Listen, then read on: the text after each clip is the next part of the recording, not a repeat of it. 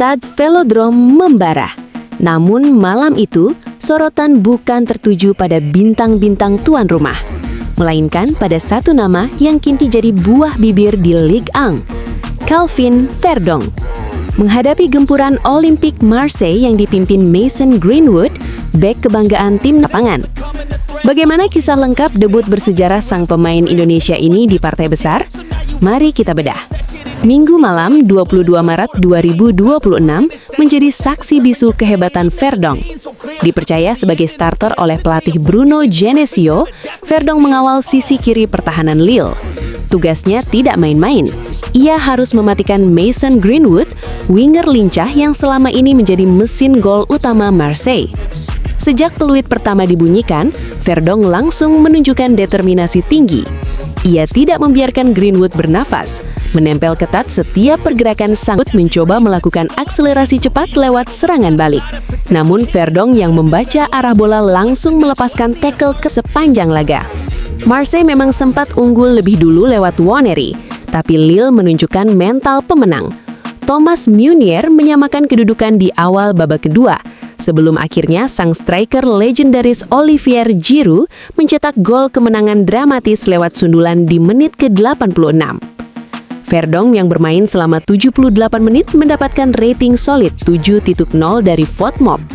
Media Prancis, Le Petit Lillois, bahkan memuji kedisiplinannya yang membuat sisi kiri Lille sangat sulit ditembus. Kemenangan 2-1 ini membawa Lille merangsek ke peringkat 5 besar, hanya terpaut tipis dari zona Liga Champions. Bagi kita pendukung Indonesia, ini adalah bukti nyata bahwa pemain kita mampu bersaing di kasta tertinggi sepak bola Eropa. Verdong bukan sekedar pelengkap, dia adalah andalan. Apa pendapat kalian tentang performa Verdong yang berhasil mengantongi Mason Greenwood? Tulis di kolom komentar di bawah ini. Jangan lupa like, subscribe, dan nyalakan lonceng untuk info terbaru seputar pemain abroad Indonesia. Sampai jumpa di video berikutnya. Mason Greenwood may have played his final game for Olympique Marseille today, because today he came off injured and was very emotional after coming off. It looked like a very serious one for Mason Greenwood. As you can see, Mason Greenwood was pushed onto the other side and therefore became injured from there, and 2 minutes later he could not continue in the game.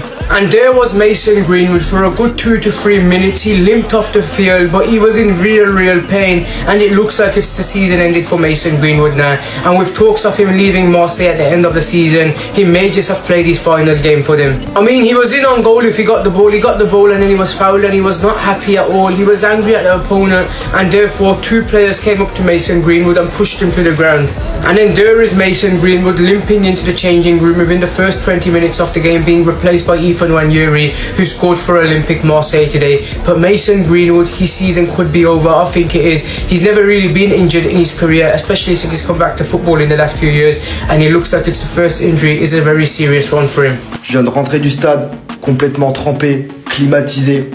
Supporter l'Olympique de Marseille, c'est tellement dur les gars. On peut dire tout ce qu'on veut ce soir sur l'arbitrage. Oui, il a été mauvais. Clairement pour moi ça change le match. Je pense que les Lillois n'étaient pas au courant que cet après-midi c'était un match de foot et non des combats UFC. Quand tu vois le drop kick que Peshao a subi, c'est inadmissible.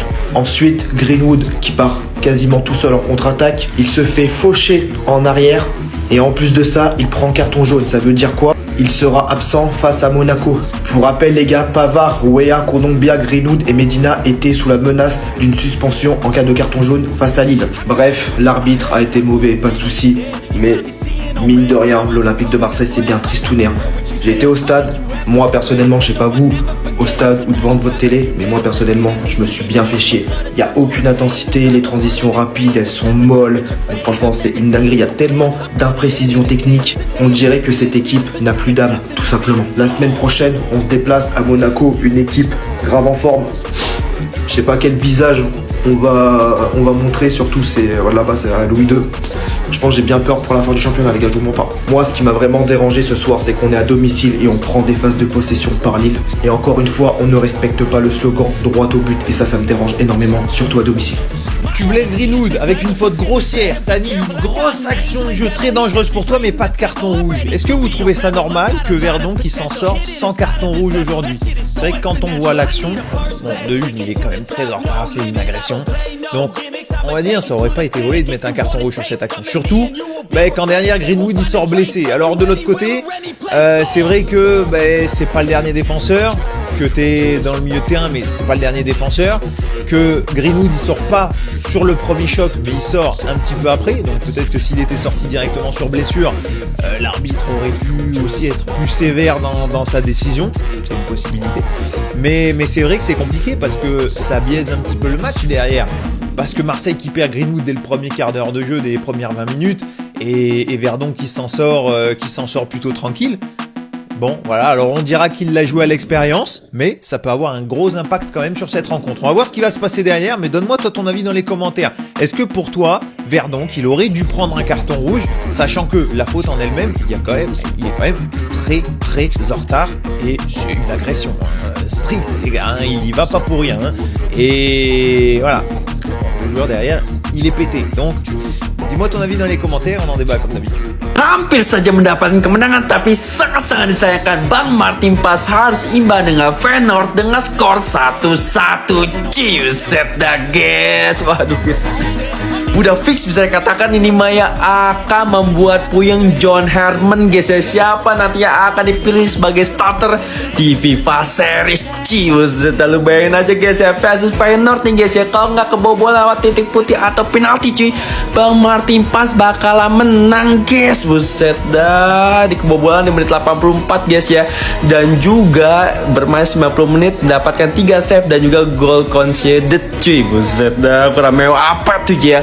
Bang Martin Pas ratingnya 74. Kemarin Kang Emil Odero melawan Parma menang 0-2, ratingnya 7,6 cuy. Wah ini mah guys ya, udah fix ini mah ya, pertahanan King Indo, goalkeeper ini mah udah bakal bikin merem Joe Herman cuy. Semoga aja guys ya di FIFA Series Bang Martin Pas bisa bermain cuy. Les frères, expliquez-moi juste comment c'est possible que là ça c'est pas rouge ça. Bref, dites-moi les gars ce que vous en pensez, mais moi je trouve que c'est une dinguerie que ce mec là n'ait pas pris rouge, que la VAR n'intervienne pas. Quand c'est l'OM c'est normal. L'OM gagne 1-0 les frères, ça va aller.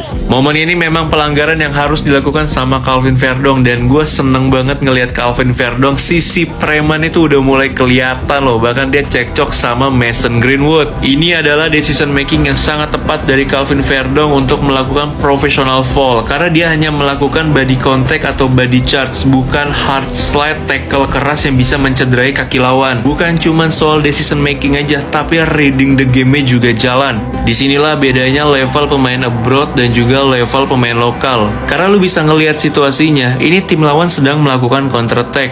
Ada 2 pemain dari tim Marseille yang siap masuk ke pertahanan Lille, dan lu bisa ngelihat pemain belakang Lille-nya aja udah kalah lari. Dan disinilah Calvin Verdong harus segera menghentikan pergerakan lawan.